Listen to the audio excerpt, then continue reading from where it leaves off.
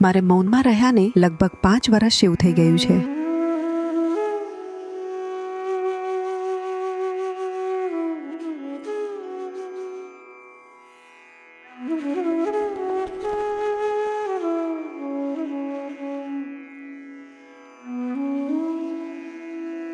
નમસ્કાર, હું પૂજા છું.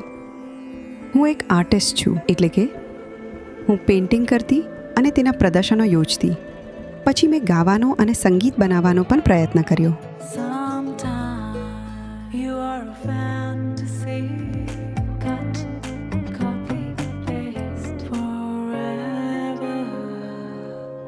અને હું બસ મારી જાતને શોધી રહી હતી કે મારા માટે ખરેખર શું કામ કરી શકે, પણ અંદરથી એ સ્વીકૃતિ કે સંતોષ નહોતો મળતો. અને પછી સદગુરુ મળ્યા.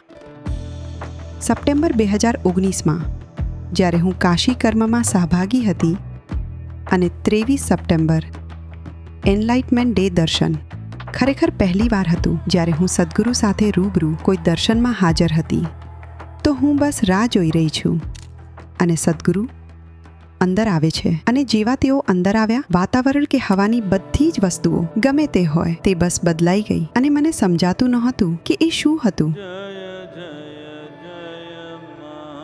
જેવા તેમણે જાપ શરૂ કર્યા, કંઈક અદ્રશ્ય મોજા જેવું વહેવા લાગ્યું. જાણે આખો હોલ તેમાંથી છલકાઈ ગયો અને આંખોમાંથી આંસુ વહેવા લાગ્યા. મને ખબર નહોતી પડી રહી કે આ શું છે, કેમ કે મને કશું જ અનુભવાતું નહોતું. છતાં આ આંસુ, અને મને એવું લાગ્યું કે મારી આસપાસ બેઠેલા બધા જ લોકો અદૃશ્ય થઈ ગયા છે અને મને બસ સદગુરુ જ દેખાતા હતા.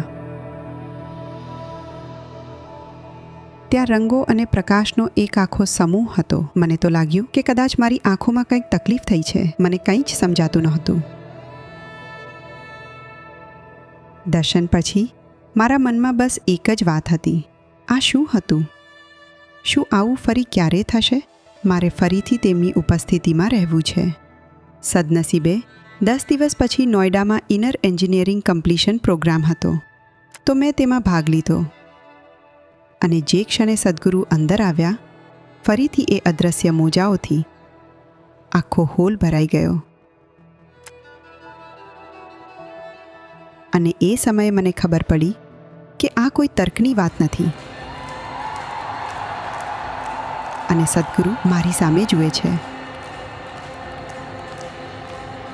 અને એ આંખો, એવું લાગે છે કે એ મારામાં કંઈ ભેદી રહી છે અને જાણે કંઈક તૂટીને વિખેરાઈ ગયું. તે ખૂબ જ મુક્તિદાયક હતું.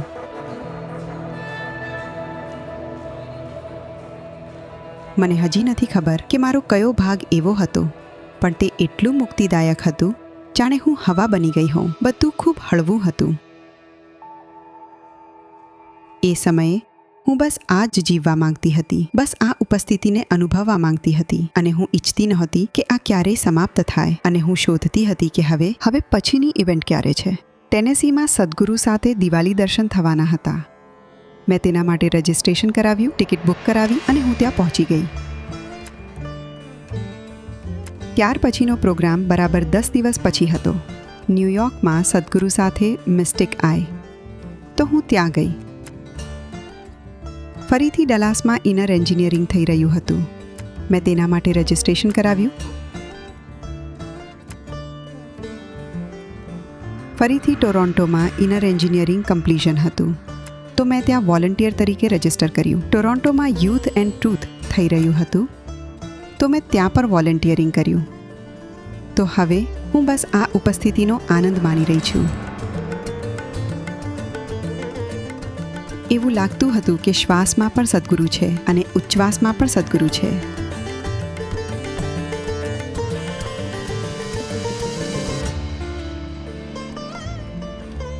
અને જીવનમાં બસ સદગુરુ સદગુરુ સદગુરુ જ હતા, જો કે હજી પણ છે જ.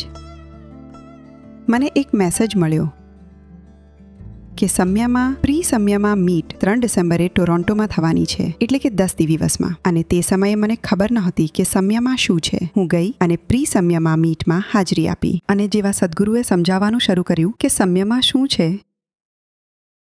જન્મો જન્મની જે તીવ્ર ઈચ્છા હતી તે જાગી ઉઠી અને ફરીથી હું રડવા લાગી અને મનમાં એવી તાલાવેલી જાગી કે મારે અત્યારે જ સમયમાં કરવો છે. હું બીજા 1 વર્ષ સુધી રાહ જોઈ શકું તેમ નથી. 15 ફેબ્રુઆરીએ હું આશ્રમમાં આવી.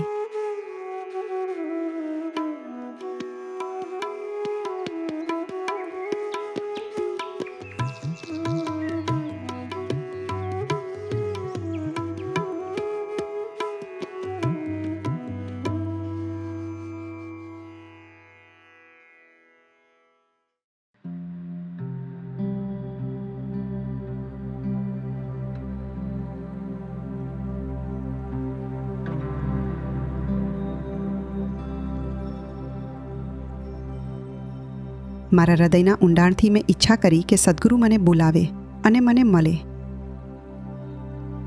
અને મને કોઈ પ્રક્રિયામાં કે ગમે તેમાં મૂકે. અને પછી મારું મન કહે છે, સદ્ગુરુ તને કેમ બોલાવશે? તું તો હજી નવી છે અને તે હજી સુધી કશું કર્યું પણ નથી. તો હું બસ આંખો બંધ કરીને બેસી ગઈ. લક્ષ્મી અક્કા અંદર આવ્યા.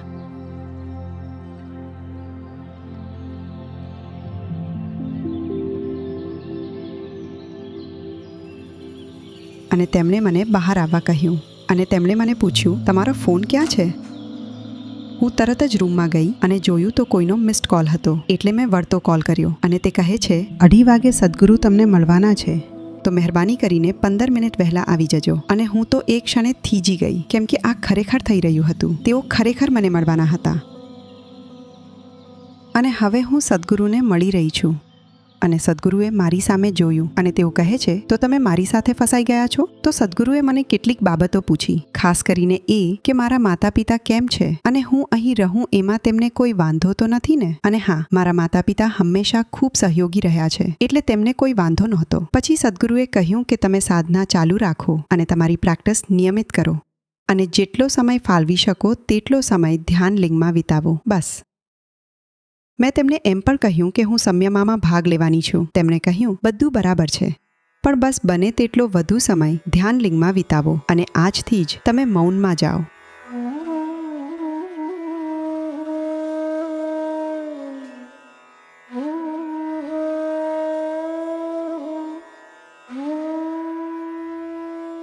તો 17 ફેબ્રુઆરી 2020ના રોજ હું મૌનમાં ગઈ અને ત્યારથી અત્યાર સુધી મૌન જ છે.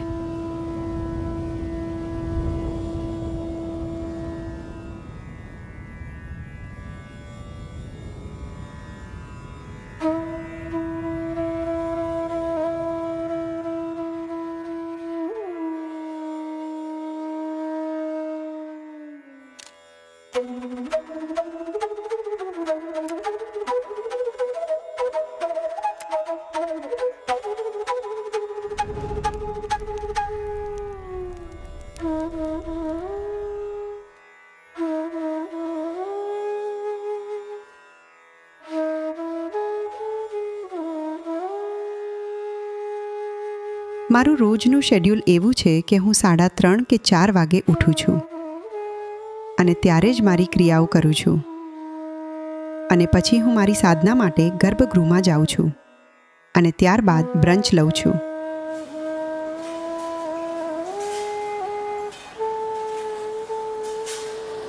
પછી હું મૌનમાં રહું છું.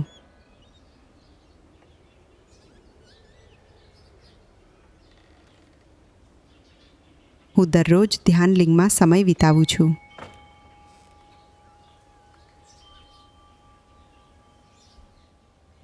અને દિવસ આ રીતે પસાર થાય છે, મૌનમાં રહેવું અને બસ હોવું. મૌનનો શરૂઆતનો તબક્કો થોડો સંઘર્ષભર્યો હતો.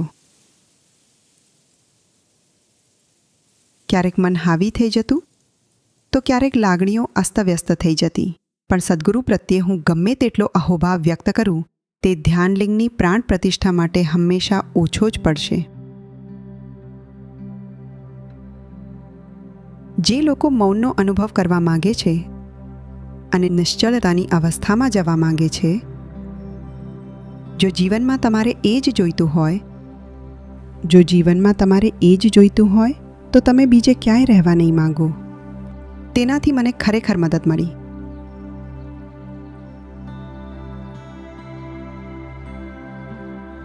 સદ્ગુરુ જે અંતરની વાત કરે છે કે તમારી અને તમારા મન તથા શરીર વચ્ચે એક અંતર છે, મેં તેનો અનુભવ કરવાનું શરૂ કર્યું. શરૂઆતમાં એ સ્થિતિ આવતી જતી રહેતી, એટલે કે જો હું ખૂબ તીવ્રતાથી બેઠી હોઉં તો જ એવું થતું, પણ ધીરે ધીરે તે કાયમી જેવું થઈ ગયું. અને આ અંતરની સાથે સ્પષ્ટતા પણ આવી. અને આ સ્પષ્ટતા એ જાણવા વિશે વધુ હતી કે હું કશું જ જાણતી નથી. તો એ સ્વીકારવાની વાત હતી કે તમે ખરેખર કશું જાણતા નથી.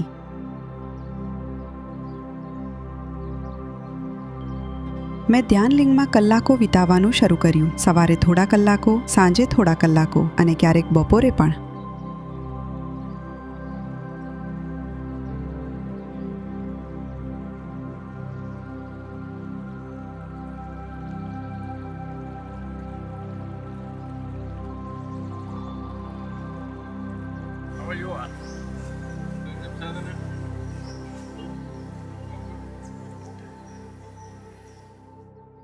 તેમણે મને ફક્ત મૌનમાં રહેવા કહ્યું હતું. તેમણે ક્યારેય એ ઉલ્લેખ નહોતો કર્યો કે આ કેટલો સમય ચાલશે, એટલે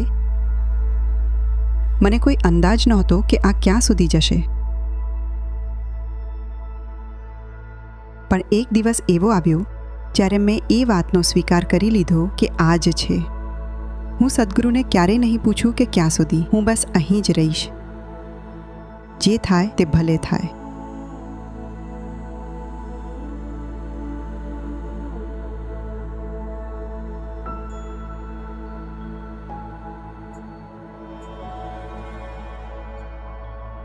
તો લગભગ 1.5-2 વર્ષ પછી સદ્ગુરુએ મને બોલાવી અને તેમણે કહ્યું, હું ઈચ્છું છું કે તું એક સાધક તરીકે સંયમામાં બેસે. તેમની ઉપસ્થિતિ માટે ઉપલબ્ધ રહેવા અને તેમની ઉપસ્થિતિ સહભાગીઓને ઉપલબ્ધ કરાવવા માટે. અને મારા માટે સદ્ગુરુએ મને પહેલીવાર કોઈ વસ્તુનો ભાગ બનવા માટે કહ્યું હતું. અને મેં તેમને પૂછ્યું, ઠીક છે, મારે કેવી રીતે તૈયારી કરવી જોઈએ? મારે શું કરવાની જરૂર છે? તેમણે કહ્યું, તારે કશું જ કરવાની જરૂર નથી. તારે બસ નિશ્ચળ રહેવાની અને ધ્યાનલિંગમાં રહેવાની જરૂર છે. બસ એટલું જ. તારાથી બને તેટલી નિશ્ચળ રહે, જેટલી તીવ્ર બની શકે તેટલી રહે, અને કોઈ હેતુ ન રાખતી. બસ ત્યાં રહેજે. તો મેં સંયમમાં પહેલાં દરરોજ ધ્યાનલિંગમાં 5-6 કલાકો વિતાવવાનું શરૂ કર્યું. અને હવે સંયમાના એક દિવસ પહેલાં સદ્ગુરુએ મને બોલાવી અને પૂછ્યું, શું તું તૈયાર છે? અને હું બસ તેમની સામે જોઈ રહી છું. મેં કહ્યું, તમે જ કહો. અને તેઓ કહે છે, હું તારાથી ખૂબ ખુશ છું અને બધું ખૂબ સરસ જશે. અને પછી તેમણે મને તેમની માળા આપી. એક ક્ષણ માટે મારી પાસે શબ્દો નથી.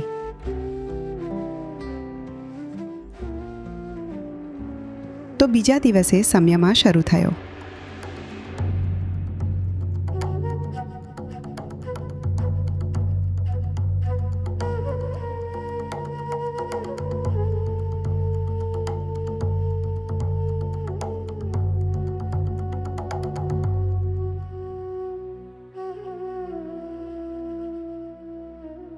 મને કોઈ અંદાજ નહોતો. તે મૌનનું એક તદ્દન અલગ જ પરિમાણ હતું. મૌન ખરેખર શું છે તેનો અનુભવ મેં ત્યારથી કર્યો.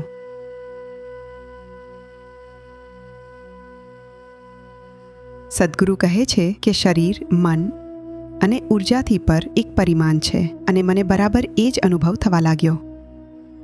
હું જે અનુભવી રહી હતી તે ભૌતિક પ્રકૃતિનું નહોતું, અને તેની સાથે નિશ્ચળતા પણ ઊંડી થવા લાગી. એક તો શરીરની નિશ્ચળતા છે, જે હઠયોગ અને બીજી ક્રિયાઓથી આવે છે. પણ એક એવી નિશ્ચળતા છે જે શરીરથી પર છે, અને તે કંઈક ખૂબ જ ગહન હતું, જેમાં સમય જેવું કંઈ જ નહોતું. તે કંઈક સાવ અલગ જ છે. તમે તીવ્રતાના એવા સ્તરે પહોંચો છો કે જે તમે ક્યારેય વિચાર્યું પણ ન હોય કે તમે તેને સંભાળી શકશો. તમને ખબર પણ નથી હોતી કે આવી તીવ્રતા તમે શારીરિક રીતે પણ ઝીલી શકો છો, પણ તે થાય છે અને તે ઊંડું થતું જાય છે. અને જેવું આ મૌન ગહન બને છે, તમે ખરેખર સમય સાથેનો સંપર્ક ગુમાવી દો છો. તમને ખરેખર ખબર નથી પડતી કે તમે કેટલા સમયથી બેઠા છો. તો જ્યારે હું સંયમમાં બેસું છું ત્યારે મને સમયનો કોઈ ખ્યાલ નથી હોતો કે હું કેટલા સમયથી બેઠી છું. એ બધું જ નિશ્ચળતામાં સચવાઈ જાય છે. બસ એટલું જ. તો મારો સામાન્ય સમય એવો છે કે હું વહેલી સવારે આવું છું અને ત્યાં જ રહું છું, અને રાત્રે જ્યારે દિવસનું આખું સત્ર પૂરું થાય ત્યારે જ બહાર નીકળું છું. મને કોઈ અંદાજ નહોતો કે મારામાં આટલા લાંબા સમય સુધી બેસવાની ક્ષમતા છે. પણ જેવી નિશ્ચળતા ઊંડી થતી જાય છે ત્યાં રહેવું સરળ બની જાય છે. જ્યારે હું નિશ્ચળતાની ઊંડી અવસ્થાઓમાં હોઉં છું ત્યારે જ મારું શરીર મને પરેશાન નથી કરતું, પણ શરીર સાથે બધું જ થતું હોય છે. શરીર પ્રત્યેની પૂરેપૂરી જાગૃતતા હોય છે. ઉલટાનું, જ્યારે તમે સંયમમાં બેસો છો ત્યારે તમે દરેક વસ્તુ પ્રત્યે જાગૃત હોવ છો.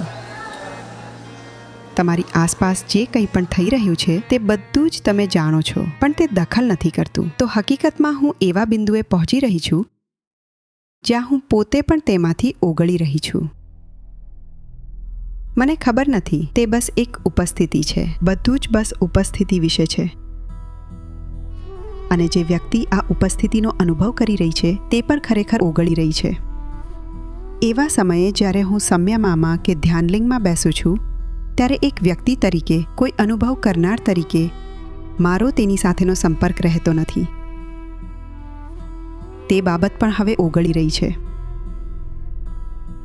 મને ખબર નથી કે આ ક્યાં સુધી જશે. દરેક સમયમાં સાથસ વધી રહ્યું હતું. આ વિસ્તાર બસ અનંતપળે વધી રહ્યો હતો. અચાનક પેલા મોજાઓ જેની મેં વાત કરી હતી અને જેનો અનુભવ મને બસ સદ્ગુરુની ઉપસ્થિતિમાં જ થતો હતો, તે હવે ચાલતી વખતે પણ થવા લાગ્યા છે. હું ધ્યાન કરવાનો પ્રયત્ન પણ નથી કરતી. હું સંયમા વિશે વિચારતી પણ નથી.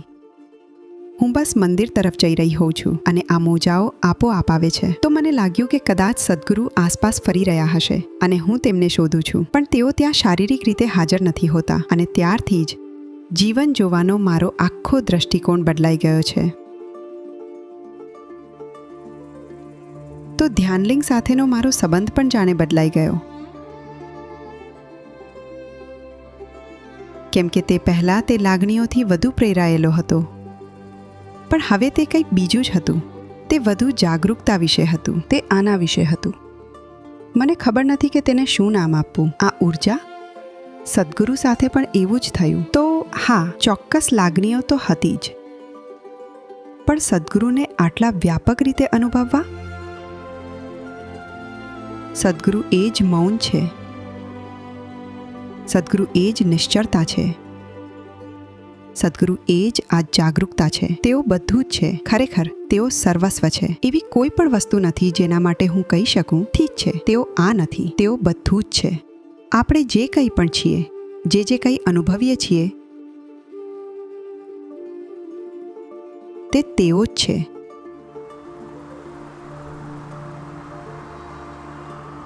ઉપરાંત સદ્ગુરુએ મને શૂન્ય ઇનિશિએટર તરીકે દીક્ષિત થવા કહ્યું. જ્યારે હું ત્યાં બેસું છું અને સદ્ગુરુ અને તેમના કાર્ય અને તમામ પ્રોગ્રામ્સ માટે એક નિમિત્ત બની શકું છું, મને સમજાતું નથી કે બીજું શું માંગવું. મારા ગુરુની સેવામાં રહેવું અને તેમના કાર્યને આગળ વધારવામાં સમર્થ હોવું. તેનાથી વધુ હું ખરેખર બીજું કશું જ કરી શકું તેમ નથી. મને તો એ પણ ખબર નહોતી કે જીવનમાં આવું રૂપાંતરણ પણ શક્ય છે. એક શિષ્ય તરીકે અને એવા વ્યક્તિ તરીકે કે જેની કોઈ આધ્યાત્મિક પૃષ્ઠભૂમિ નથી, જો મારા માટે આ શક્ય છે તો તે બધા માટે શક્ય છે. સદ્ગુરુ કહે છે તેમ બધું જ મૌનમાંથી જન્મે છે. અને જો આપણે આ પરિમાણને ન શોધીએ, જો આપણે મૌનને ચૂકી જઈએ, તો ખરેખર આપણે જીવનને જ ગુમાવી દીધું છે.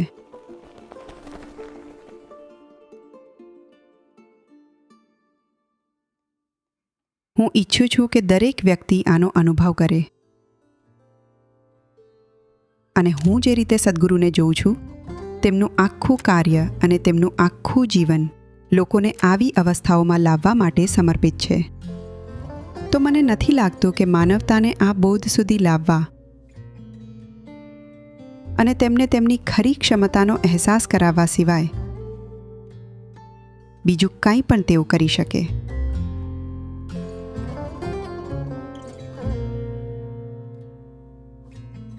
મને મૌનમાં રહ્યાને 5 વર્ષ જેવું થઈ ગયું છે અને હું હજી પણ ક્યાં સુધી મૌનમાં રહીશ એ તો બસ તેઓ જ જાણે છે. તો તે તેમના પર છે. તેઓ જે કહેશે હું તેનું પાલન કરીશ.